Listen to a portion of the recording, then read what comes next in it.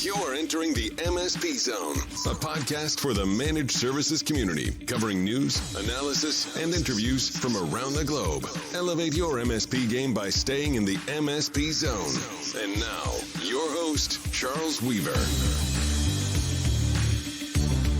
Hey, welcome to the MSP Zone, where we talk about all manner of issues and topics related to the professional managed services community worldwide. We don't care where you practice. As long as you're an MSP, you have a home at the MSP Zone. We have a fantastic program for you today and a special guest who's going to be talking to us about a topic that is incredibly important, and yet for some reason, we just don't talk about it a lot.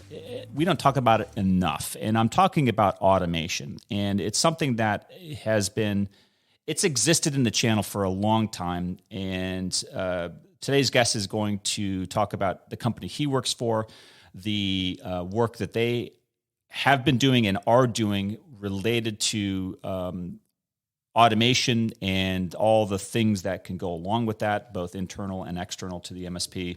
So I'm just going to go ahead and introduce him right now. Our guest, Keith Abramson from ElectroNeek. Keith, welcome to MSP Zone. Perfect. Thanks so much for having me, Charles. It's great to be here. I love the name ElectroNeek. It's slick. I like it. It's got a bit of retro to it, right? Electro. It's got a pretty cool backstory to it too. So we have overseas origins, and there's a movie overseas that, of course, never made it here in the States. But it's almost this type of Terminator movie about a robot coming to life. And there you go. That's what automation effectively is robots coming to life. All companies need to have a themed movie supporting them. I think that's a really great idea.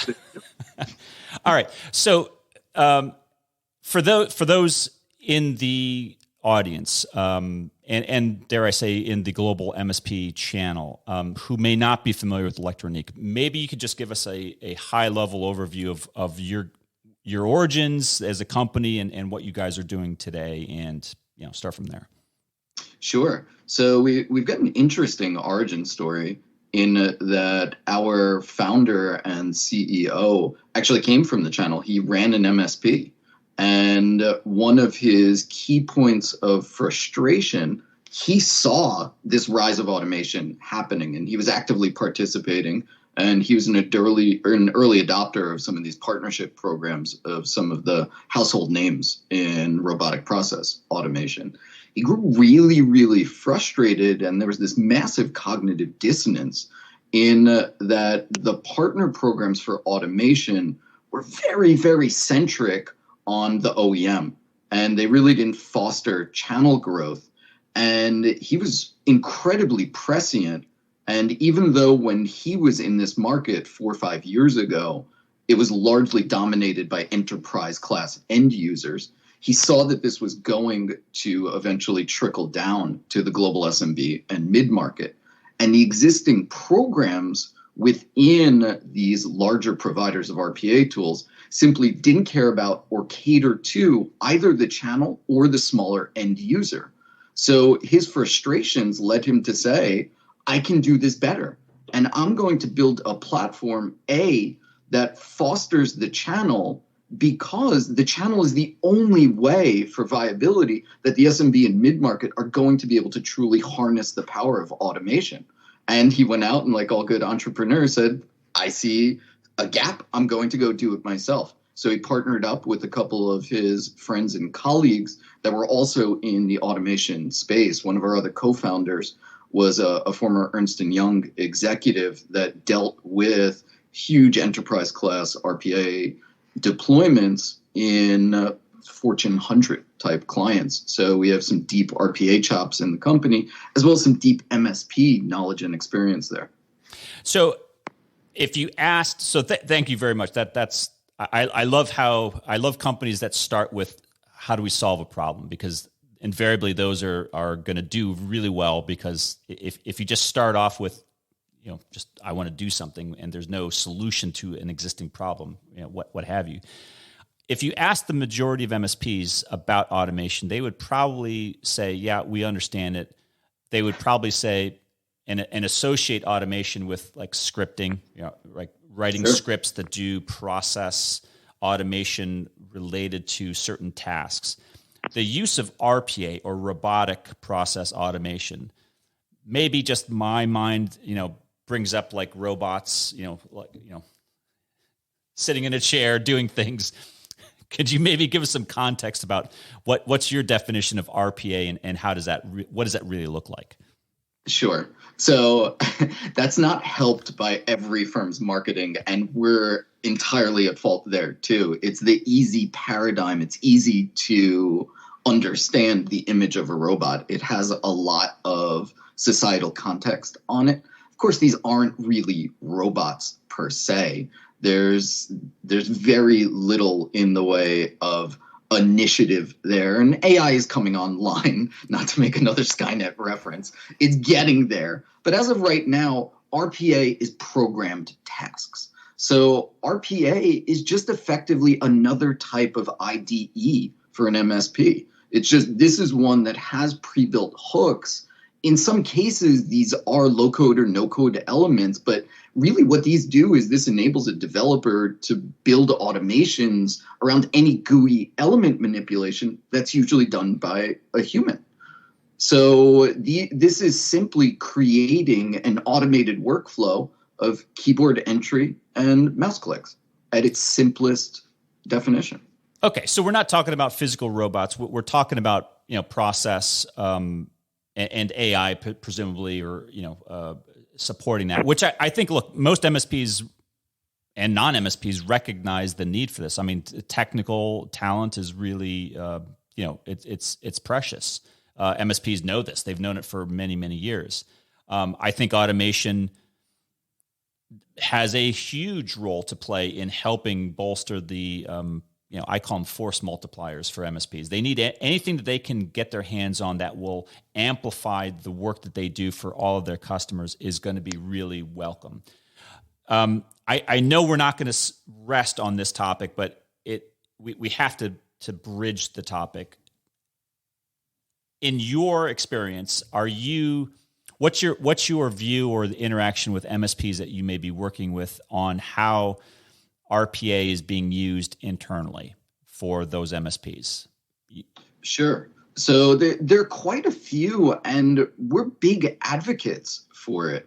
Not to get too much into the mechanism of ElectroNeek, but part and parcel of our philosophy of this is that it's incredibly beneficial technology. You should use it internally. So I can say unequivocally, the large majority of our partners are all leveraging RPA to automate an infinite amount of their own tasks. There really isn't any ring fencing around it. But I can certainly cite a couple of broad categories that'll probably start the wheels spinning in that. Well, first, obvious. I think it probably is obvious, but it would serve to restate. I mean, why would an MSP use this internally? Number one, it's going to raise efficiency, and that's always a good thing because you can save significant costs and time here that can be put towards earning dollars and earning new clients, and that is basically a no-brainer. So, like ticket handling is of course. There's a couple. I'll cite a couple here for you that will make sense. But there's a subjective factor too that I think is equally important, which is that MSPs that leverage automation, they simply look more sophisticated and savvy to their customers. What does the customer want to see? Do they want to see that there's a level one person handling all this stuff? Or is the MSP able to automate these processes and therefore is going to automate the same things for me and give me this streamlined appearance? Or am I relying on people running on the wheel? And it really does make a big difference to end user perception. And I think that's one that I'm hearing and I'm seeing out on the market. So just as a few examples that I've now promised 5 times. So infrastructure managing and monitoring and managing is a pretty good one. I mean, you can detect problems, issue alerts in a totally autonomous and automated manner. That's a big one. And that, of course, is a big part and parcel of many MSPs. Next, you can automate application deployment. And there's many, many commercial packages that are out there. You can buy one that's pre-built, or you can build one from scratch yourself to automatically deploy. And one that's near and dear to me, I spent some time in the space, is network management. You can set up hardware, you can do load balancing, you can do firewall rule changes, you can even actively monitor applications to make sure that firewall rules are correctly granting the proper permissions. And this is all extremely powerful stuff that's massively time-saving, not to mention massively time-saving in diagnosing the problem itself, let alone solving for it. Yeah, and I mean, all those things are great examples, and they don't take away from the value that the MSP provides. There's no value in an MSP doing any of those things manually. I think the value is in the analysis of the human in looking at the results of that automation process and saying, oh, now I can make a faster, more well-informed opinion and decision.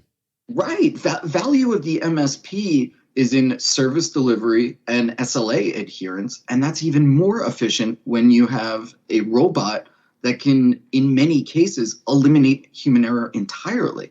It's more valuable. It doesn't matter that it's a robot doing it. I mean, I would imagine there's some sales and marketing value adds that could be at play here. Absolutely. I can even cite one later on for you. Yeah, okay. I thought you might. All right, so look, my personal opinion is MSPs should be doing automation right now. This is not like in 5 years. It should be done. Every MSP ought to have as much automation as possible. And in my opinion, it ought to be something that is continually, the goal is to get more and more automated, which is not to say more and more impersonal, right? I don't associate that. And Keith, is that the topic that you get with, hey, I don't want to lose the human element? That we're not talking about that. It's an interesting one, and I think popular societal perception of robots doesn't help there. So there's some preconceived notions about RPA that it's simply a way to excise humans from the workforce. Couldn't be more untrue. Maybe it had a little element of truth to it way back in the early days of RPA, when you had a Fortune 50 type company look at just numbers on a balance sheet and say, okay, if we have 10,000 people or one robot process, we can save 7 figures a year. But those days are long gone. That's not what RPA is leveraged for by and large nowadays.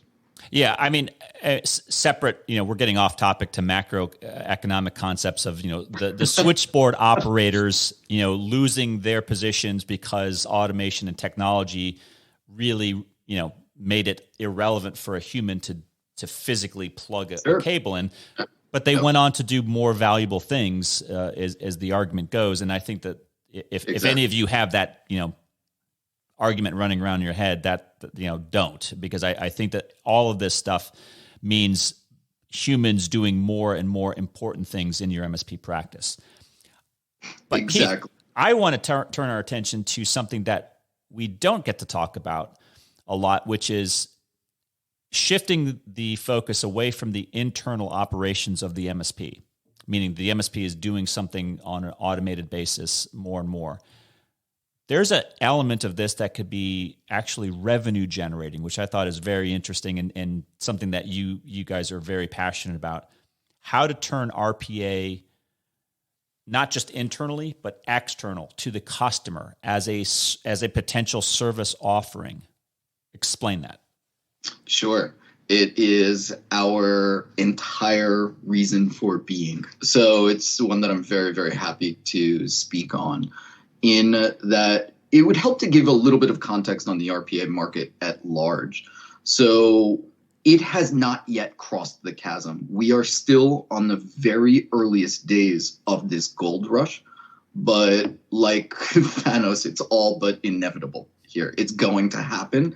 And this is from sources going from many of the Fortune 50 are calling this themselves, all the way up to Gartner. And Gartner has looked at and said, okay, this market is going to be worth multiple billions of dollars. I believe their latest stat was somewhere about $22 billion over the course of the next 5 to 7 years.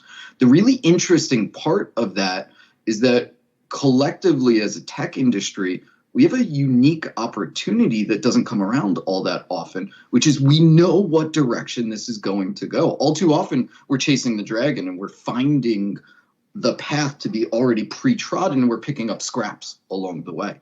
It's not built yet. So the incredible opportunity here for MSPs is that 90% of this forecasted revenue is not yet realized. It's dry powder.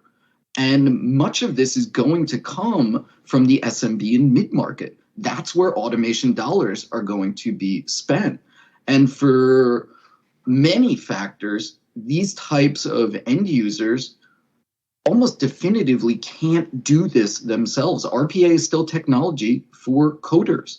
This is not end user tech yet. No matter if there are no code or low code elements, developers, human developers, have to sit there and solve problems and code out the solution for them. So sure, there are robots involved, but the humans have to build the robots. So there's all this spend out there that's going to happen. And one of the most common questions we hear is, okay, how do we even get started in this? What is this? What does it entail?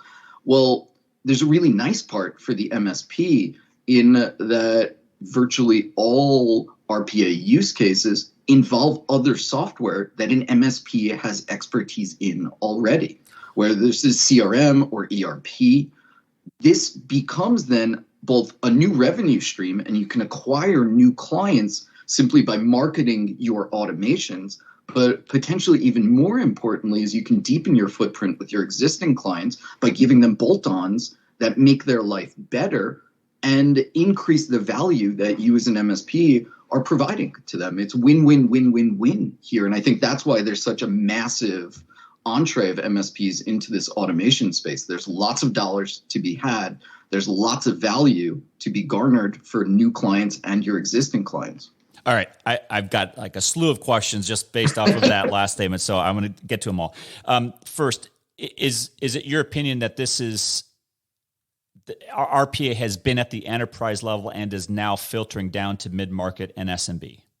Correct. Okay. So we're seeing that right now in your opinion. Correct. Okay. Yep. It's happening. Okay. I liked your examples of the CRM and ERP because just let's take ERP. There are a lot of MSPs. I know a lot of MSPs who focus or have a specialty in managing ERP applications for customers, right? They host it, they manage it, they manage all the associated infrastructure around it in some cases. So this is a business model that currently exists. I'm going to ask you again for some specifics if you got them. Happy to. Yeah. How does ERP? I'm an MSP. I have a practice in ERP applications. How do I leverage RPA to generate new revenue? So I think the use cases are effectively unlimited, and that's not a hedge by any means. It's just I don't want to delimit thought processes here to be even as simple as some of the examples I'll provide. Anything that can be done with that keyboard and mouse that this MSP is relying on an internal human to do or relying on someone from their customer to do can be automated with a robot. So I'll give two examples of ERP use cases. So one is one of our partners built a robot to fully automate sales quote creation in Sage.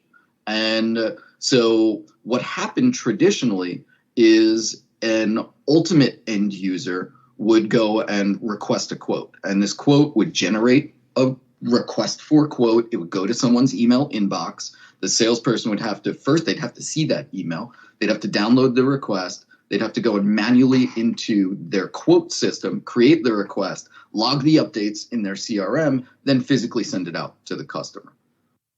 It's laborious and error prone in 6 different ways there. So what our MSP partner did here is this robot logs into the user's email inbox. It searches for this subject line. So effectively in real time, it's monitoring if any of these requests come in.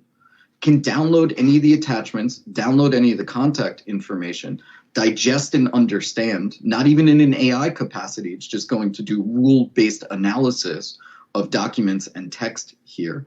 It's going to capture all this information, log into Sage, create the new quotation, add the items to the quotation that came from this email request, save the quote as a PDF, automatically send it to an email response, log any notations into the CRM, and this is going to happen in virtually milliseconds.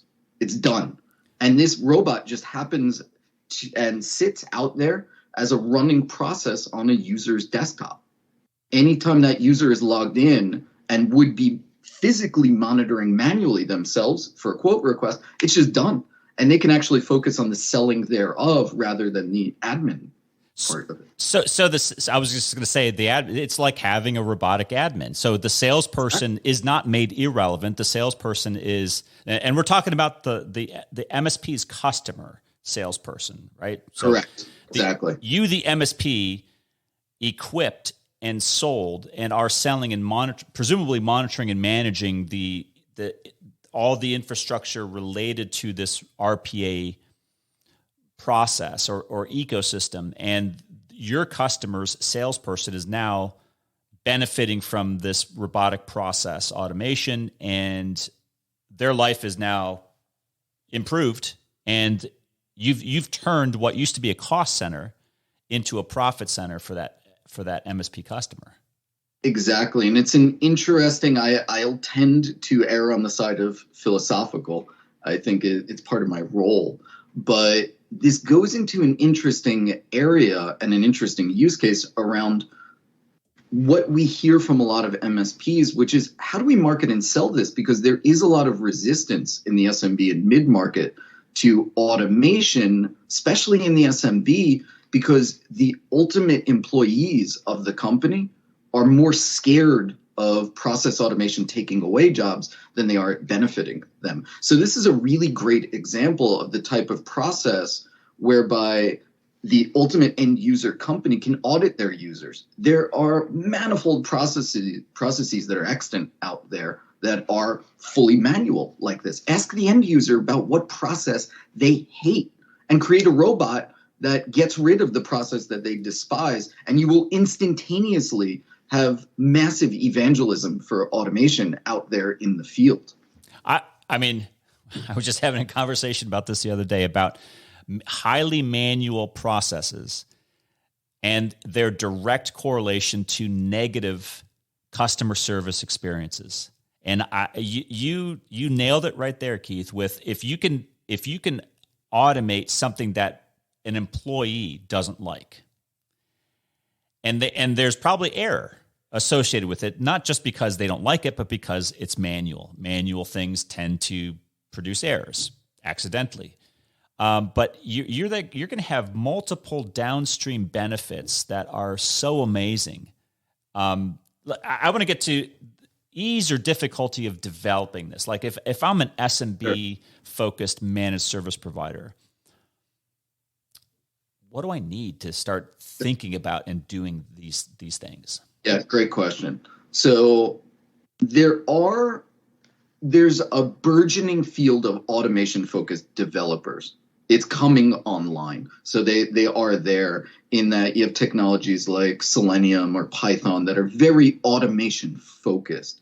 You don't have to put a potentially pricey or automation solely designated employee on it. It doesn't hurt, but you don't have to. If someone knows JavaScript and Python, they can learn automation. They have the fundamental building blocks. It's there.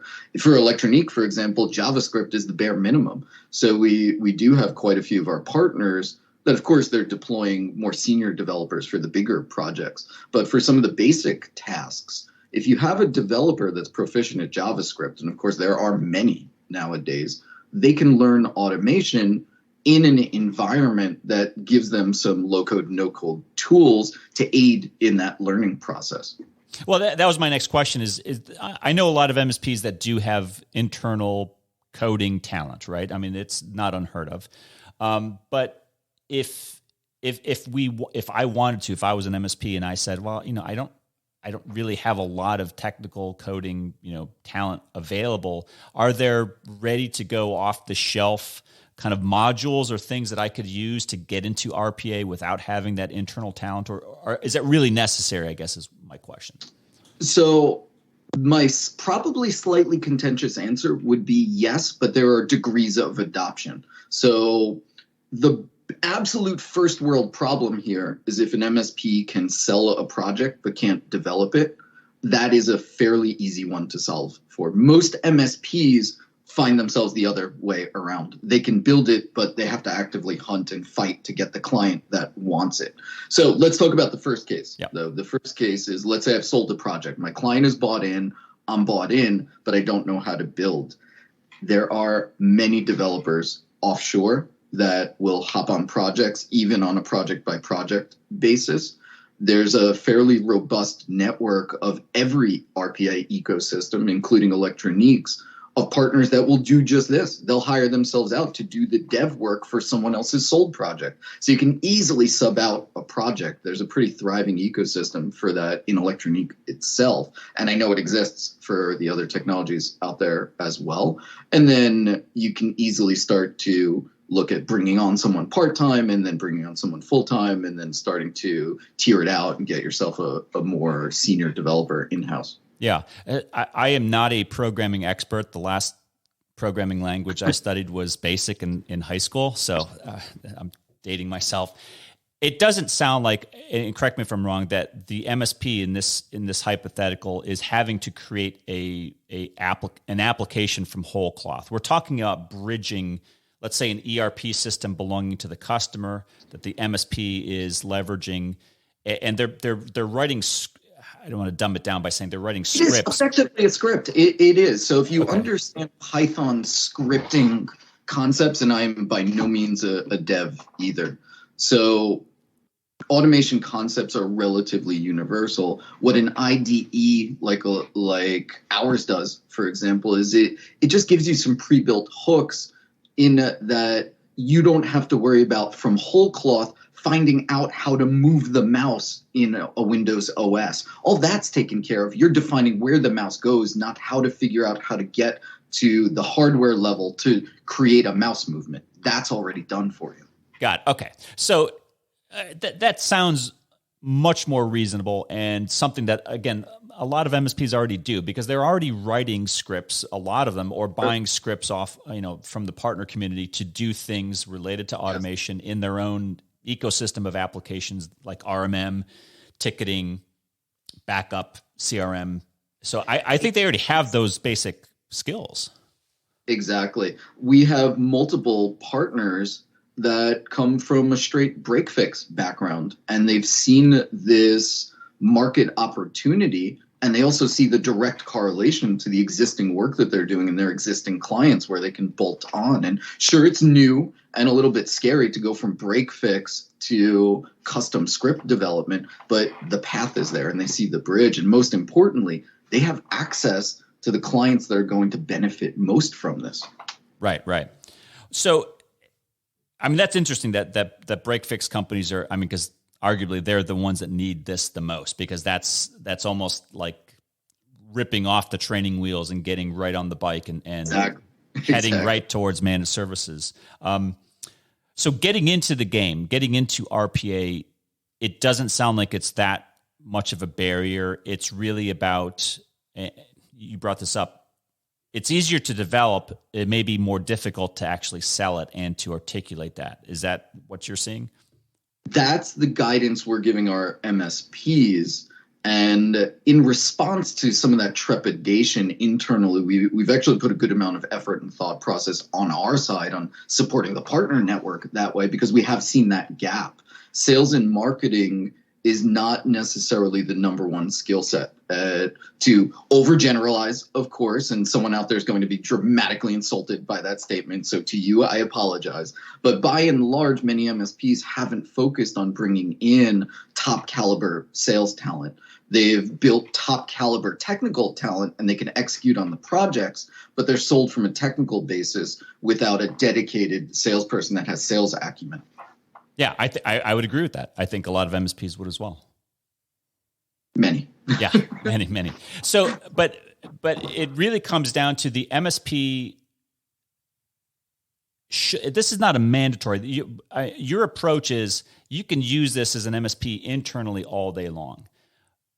But what I'm hearing from you, Keith, is that why stop there and why not turn a cost center into something that can generate revenue for your customers, and I have to think that it's going to turn the relationship completely around in a good way. It's going to make what used to be a pain point into something that's generating revenue. Absolutely. And it's across the spectrum. So what has already happened is the rise of the automation dedicated MSP. So many MSPs that we interact with simply do nothing else. All they do is automation, and many of them don't even do automation. All they do is RPA. That is it. And that degree of specialization, to me, is one of the first harbingers of a massive market here. There is massive potential in this market. Yeah, and for those of you out there taking notes, you MSPs, I mean, I would start with the vertical markets that you currently serve, and there has got to be, I mean, Keith, correct me if I'm wrong, there's got to be plenty of examples in banking, financial services, accounting, legal, healthcare, insurance,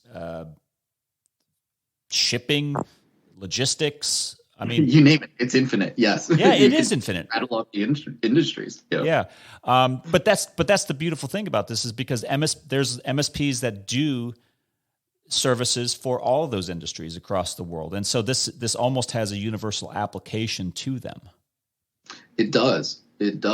And it's a really interesting ecosystem that's only going broader. So we're at the very first stages of this rise of automation to ubiquity, but the ecosystem is already developing, and now there are specialized vendors for each aspect of it. So you have the AI vendors, you have the OCR vendors, you have the process discovery vendors that actually build software that can look on an end user systems to determine what you should build an automation for. So this is very much becoming this open ecosystem around automation, and it can become a massive revenue stream, or potentially even a dedicated revenue stream for an MSP. I mean, you just have to look at the labor market challenges that we're facing, Exactly. Not the least of which is in technical talent and specialized technical talent, and that this is kind of a no-brainer. All right, we've talked a lot about this. Inevitably, these MSPs are out there saying, "All right, fine, I need to see it in action. I need to actually, take the next step." How do they interact with you guys at ElectroNeek?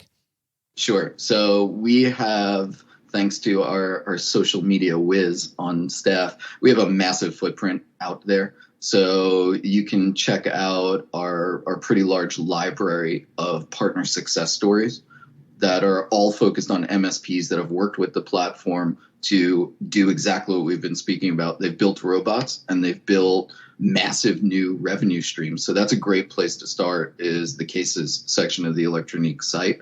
Of course, there's a massive library there of technical information, and anyone can poke around. But anyone listening is certainly welcome to reach out to us via our website. There's a Become a Partner link. There's a Get a Demo link. Please don't hesitate to reach out to me on LinkedIn with any questions about the platform or the partnership program. And we host webinars continually around the globe. We have local presence now in Latin America, North America, Eastern Europe. We're opening up Western Europe, and we have India and APAC online as well. So anywhere in these local markets, there is presence from webinars through to our website itself. So we're pretty easy to get a hold of. Lots of material to digest, it sounds like. Absolutely. Keith Abramson from ElectroNeek, thank you so much for hopping on the MSP Zone. I actually learned a lot, so it's a fascinating area, and I agree with you. It's a growth area, and especially your spin on it, which is I think going to be really welcome to most MSPs out there of really applying this not just internally but externally as a new revenue opportunities is a great idea. So I wish you the best of luck, and I'm sure we won't. This won't be the last time we hear from you guys. I hope not. This was fun. I enjoyed it. Thanks for having me. Absolutely. Anytime, Keith. Thank you very much. Go check them out. They're at electroneek.com. And as Keith said, online, you can go view their materials, learn more about them, ask them some questions, and make up your own mind. That's all for today. Until next time, Charles Weaver for MSP Zone. Thanks for listening. If you enjoyed today's episode, please give us a like.